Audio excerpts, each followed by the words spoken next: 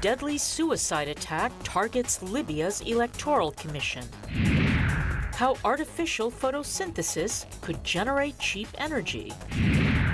And a Nigerian designer fuses fashion from the East and West.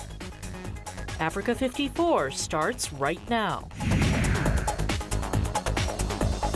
Good evening, I'm Esther Gidu. You are in for Vincent Makori. This is Africa 54.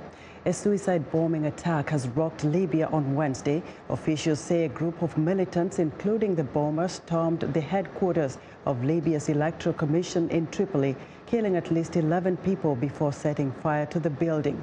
A video posted on social media by a Libyan TV channel showed smoke rising from the Electoral Commission. Security forces engaged in a gun battle with the assailants in an attempt to regain control of the offices. Electoral Commission spokesman Khaled Omar says he saw two suicide bombers and that one bomber blew himself up inside the building while other militants set part of their offices on fire. The victims included 3 employees of the commission and 4 members of the local security forces. There was no immediate claim of responsibility for the attack.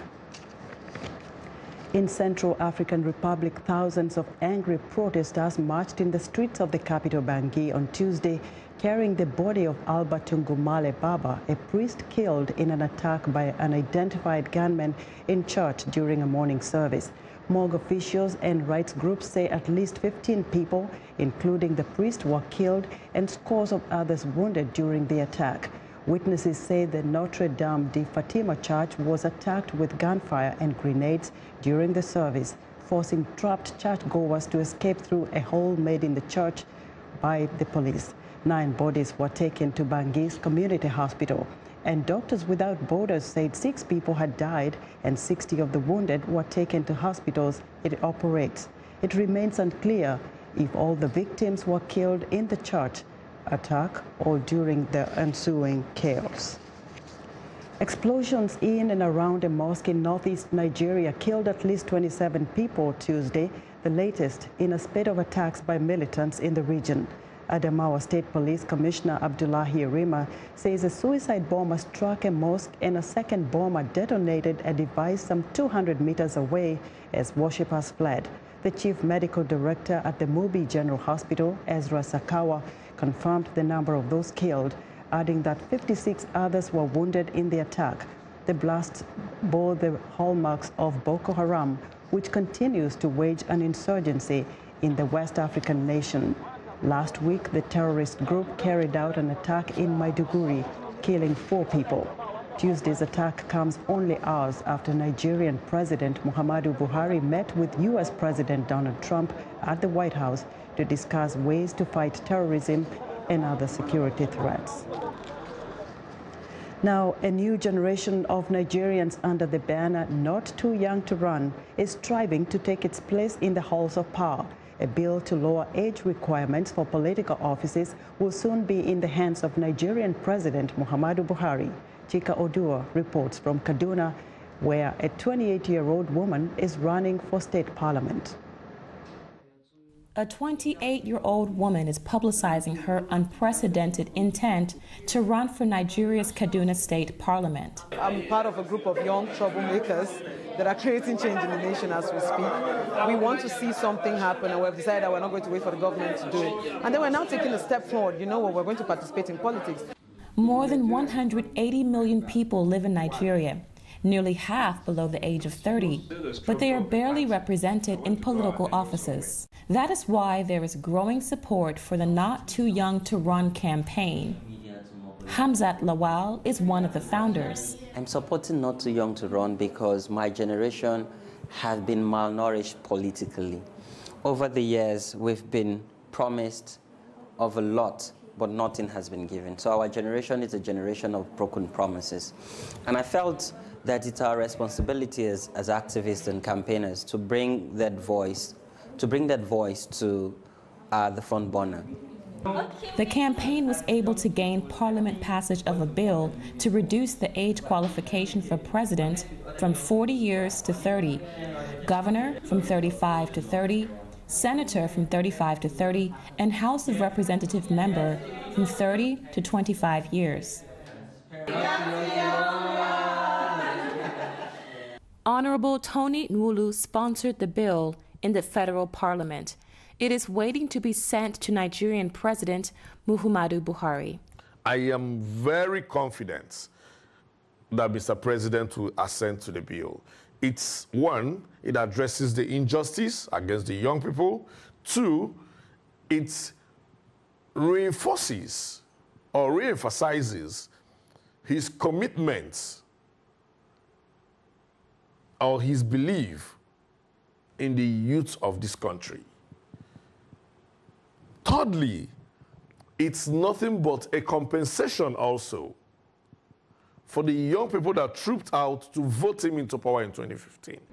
Activists such as Murtala Abubakar and Hamzat Haruna were Buhari supporters in 2015, but they criticized the president's recent comments describing Nigerian youth as wanting to benefit from the oil wealth without working, and that many have not gone to school. Actually, he's not encouraging the youth, because even if a lot of the youth did not go to school, what has the presidency done with regards to the education of the youth? Poverty is rising, and many blame Buhari for the country's economic woes. Ndi Kato believes she can solve some of these problems for her community. If the president does not sign this bill, everything we are building, everything everybody's leaning on right now is going to go to flames. Chika Odua in Kaduna, Nigeria for VOA News. Labour strife is one of the biggest challenges facing South African President Cyril Ramaphosa as he tries to rebuild the country's stuttering economy. Here's Africa 54's Heidi Adams Fitzpatrick. Cyril Ramaphosa has credibility with a wide range of interest groups in South Africa because he has been there and done that. Anti-apartheid activist, trade unionist, businessman, negotiator and politician. He's hoping his deep ties with business and labour will help him find new solutions to the old problems playing out on the streets. Last month, President Ramaphosa attended the Commonwealth Heads of Government Summit in the UK, drumming up foreign investment. We are going to trawl the whole world, right from Africa, Asia, Europe and the Americas, both North and South, to try and campaign for investments that will come to South Africa. Ramaphosa's first official trip to London paid off. In one visit, he struck a $68 million investment deal with the UK. But then trouble at home forced Ramaphosa's return. Unrest in the impoverished town of Klerksdorp over poor public services. Less than a week later, nationwide labour strikes as unions rejected the government's proposed minimum wage. Workers are demanding more than the $1.60 per hour proposed by the government. Ramaphosa believes it's enough to reduce wage inequality. Workers disagree. We reject the 20 rand minimum wage that they are putting on the table. We see it as an insult to the working class. Can anybody live on that? But when we look at the salaries of the CEOs, there's enough research being done to see that they are earning millions and millions. We are not for the capitalist agenda because they want to exploit our workers. Labour unions helped bring democracy to South Africa. They are part of the alliance that makes up the government. In 1982, Ramaphosa founded one of the biggest and most powerful trade unions in the country, the National Union of Mine Workers. However, his popularity with Labour was badly shaken in 2012 when 34 striking mine workers were killed by police at the Marikana Platinum Mine operated by London-listed Lonmin, where Ramaphosa was a director and shareholder. Ramaphosa ordered the crackdown, the worst police massacre since the end of apartheid. He apologized publicly and a commission of inquiry largely exonerated him. Now Ramaphosa is looking for a fresh start. As South Africa moves from a race-based to a class-based society, Ramaphosa faces a key political question. How long before the interests of Labour and government part ways? Heidi Adams Fitzpatrick, VOA News, Washington. We want to know what you think about Africa 54 and the stories we cover. Join the conversation on Facebook.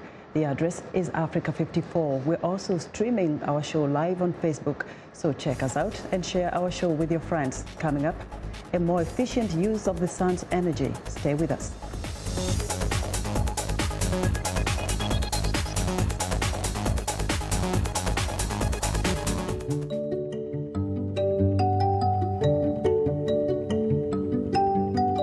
This is a country that I chose to become a citizen.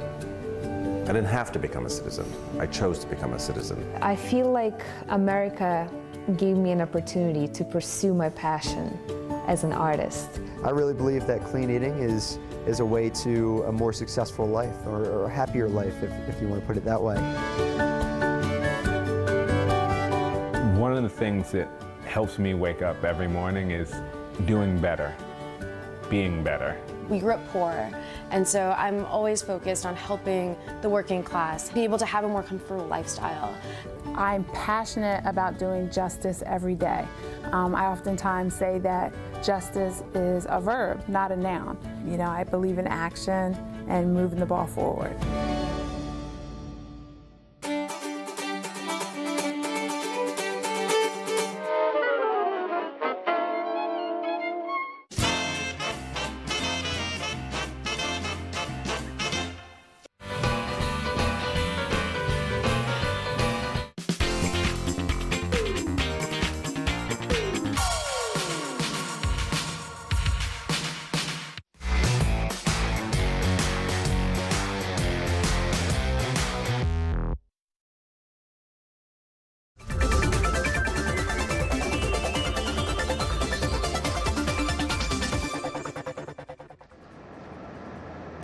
The biggest obstacle on our way toward a sustainable energy-based future is energy storage. Of all the energy generated by solar panels, wind turbines, ocean waves and other sources, only a small fraction is stored because today's batteries are still not very efficient. A group of researchers from several U.S. and Chinese universities say we should try to mimic nature.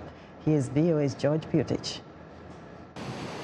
All sources of non-polluting sustainable energy have certain deficiencies. Wind turbines work only when there's wind.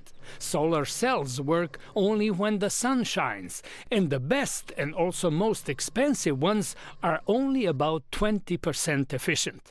Boston College professor Dongwei Wang says there's also the problem of long-term storage. One way to do that would be to connect a solar panel with a battery. But in order to power the entire country or the entire planet, we just simply don't have enough battery materials for this purpose. But nature created its own solar cells, as well as the method for storing energy. Every single plant leaf uses the process called photosynthesis to harvest energy from the sun, turn it into chemical energy, so-called solar fuel, and burn it or store it for later use. This process is too slow for our power-hungry world. But Professor Wang says a new catalyst could boost the artificial photosynthesis and more efficiently use the sun's energy to split water into oxygen and hydrogen. The latter could be used in fuel cells to produce energy. What we discovered appears to be one of the best catalysts that can do this reaction. So in other words, we make it a lot easier to extract electrons from water, and in the process generating oxygen, and the electrons can be used to reduce hydrogen, to reduce water to produce hydrogen, or to reduce carbon dioxide. Further research is required, but scientists say there is hope that the new catalyst could be used on an industrial scale and thus contribute to the general trend towards reducing our dependence on fossil fuels. George Putich, VOA News. Kenya has banned a new film by the celebrated Kenyan director Wanuri Kahiu, saying it violates Kenyan laws and morals. Her new film, Rafiki, is a coming-of-age tale of two girls who fall in love. It was inspired by an award-winning short story by a Ugandan author. In just a few days, the film will become the first feature-length movie from Kenya ever to premiere at the Cannes Film Festival. VOA's Daniel Schaff met with Kahiu in Nairobi. Kenya's film industry will take another step onto the world stage when Wanuri Kahiu's film Rafiki becomes the first Kenyan feature to premiere at the Cannes Film Festival. But while Rafiki, which means friend in Swahili, is welcomed abroad, the lesbian love story won't be showing in cinemas in Kenya. I'm incredibly disappointed that the film in Kenya was banned. If there was ever a time for Kenya to make a lead in Africa and to show that it respects freedom of expression and freedom of speech, it would have been now.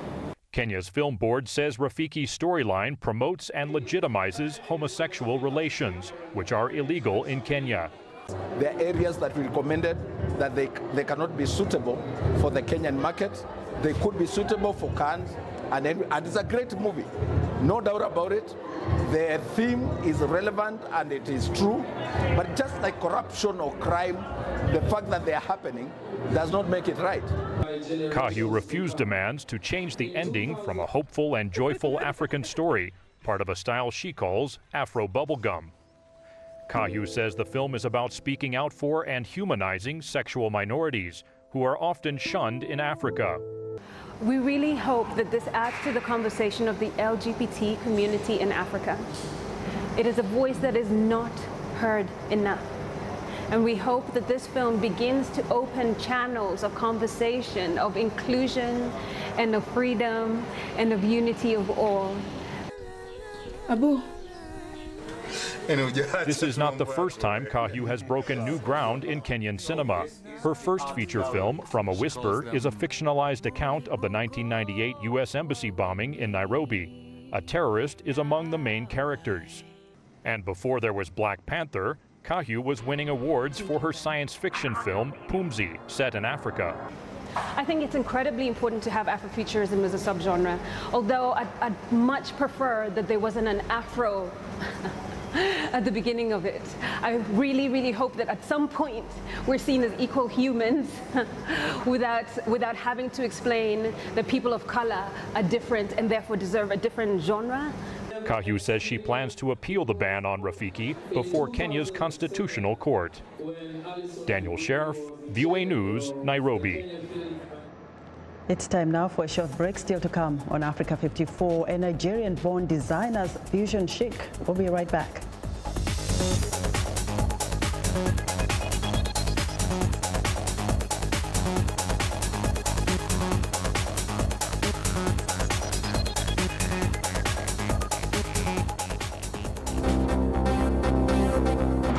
In Nigeria, explosions in and around a mosque in Mubi killed at least 27 people on Tuesday in the latest attacks in the northeastern region. In the Central African Republic, thousands of angry protesters carried the body of a Christian priest killed in an attack during morning mass in Bangui that left 15 people dead. In Libya, social media video shows smoke rising from the Electoral Commission headquarters in Tripoli after militants stormed the building, killing at least 11 people. Angolan president looks to investment in the fishing industry to help the oil-dependent nation diversify its economy. Finally, in Kenya, rising numbers of women are entering the male-dominated field of taxicab driving as taxi-hailing app use skyrockets in Nairobi.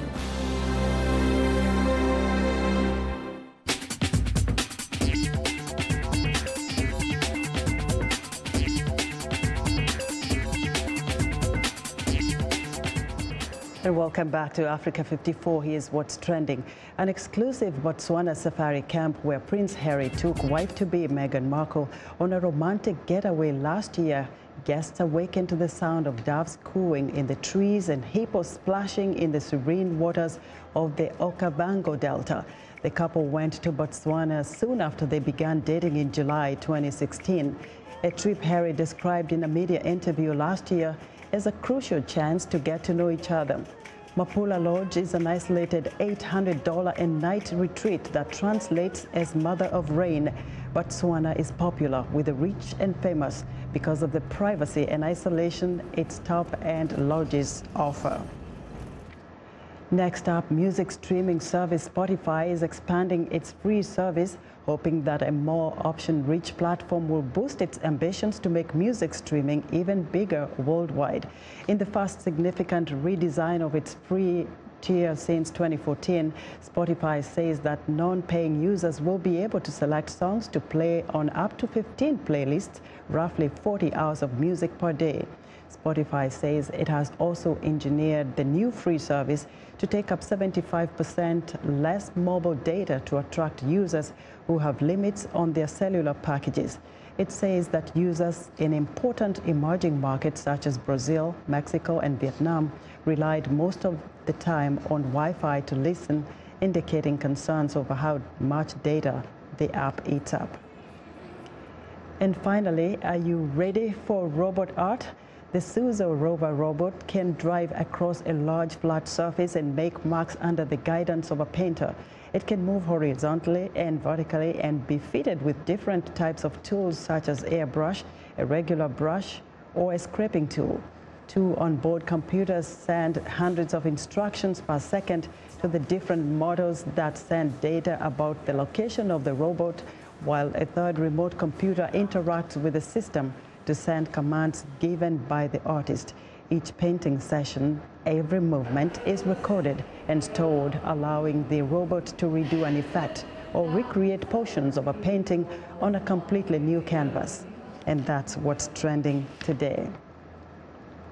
Now, fresh out of college, Nigerian-born fashion designer Ifeoma Onyia opened her first fashion line in London and later began the first Afrocentric bridal exhibition, which won her an award, Keeper of Heritage, from Essence magazine.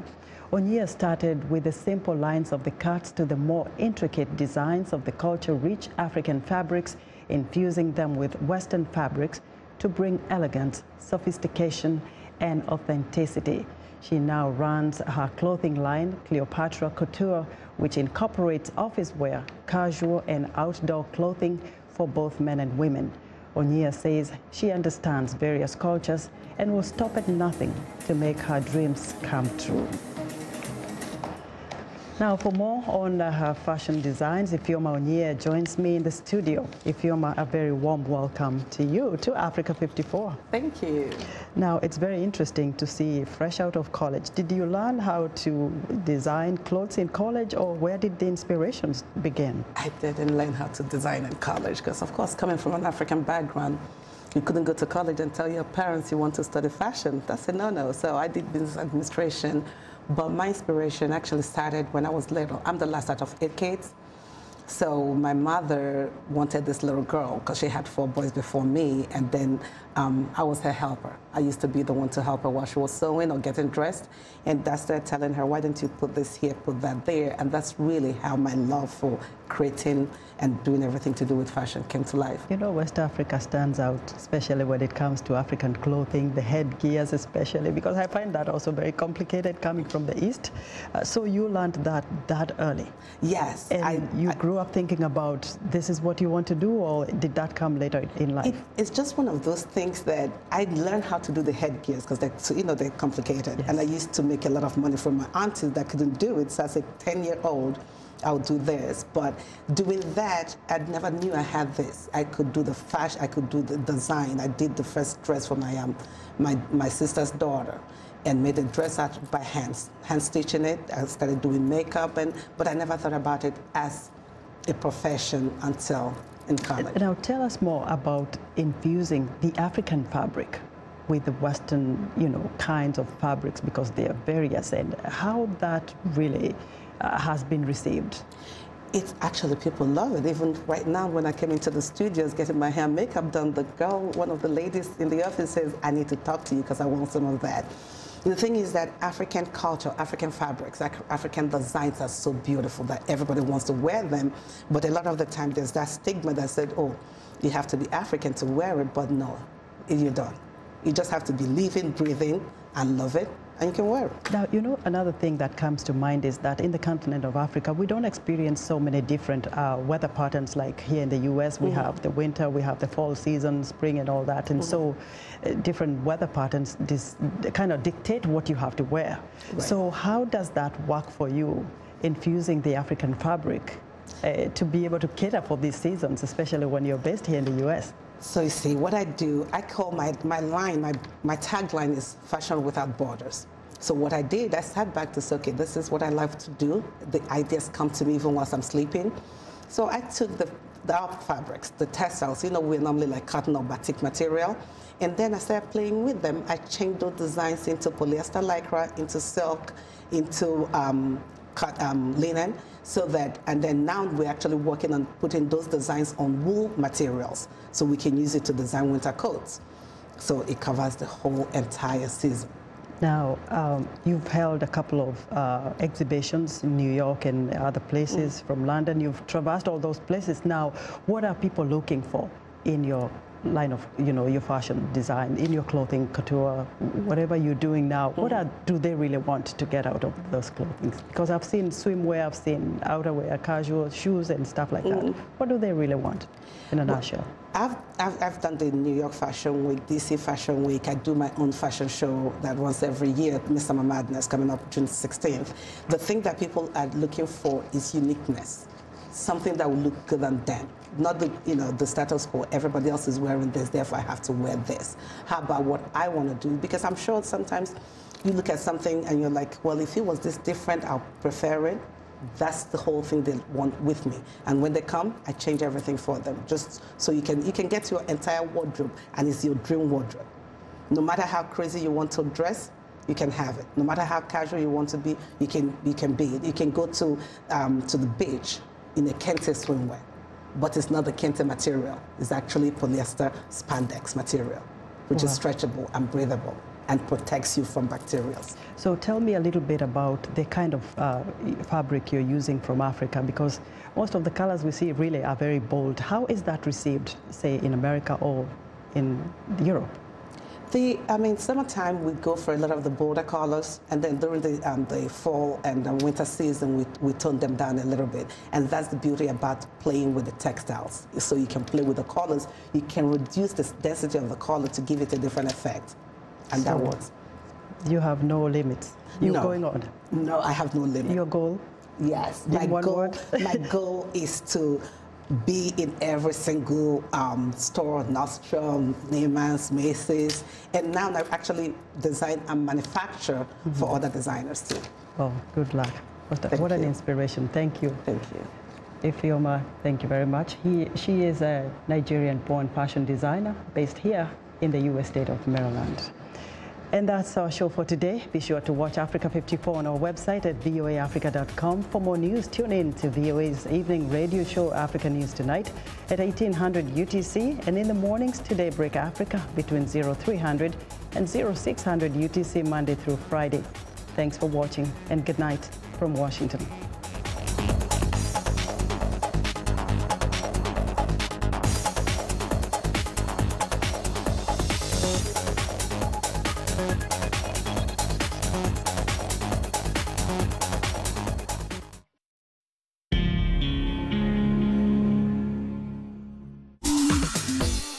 Welcome to English in a Minute. A slope can describe a surface or area that is not level. If something is slippery, it is hard to stand on. Slippery slope. It sounds as if Jonathan and Anna will fall down. So, Jake came into the office late again. He told me he has been drinking every night this week.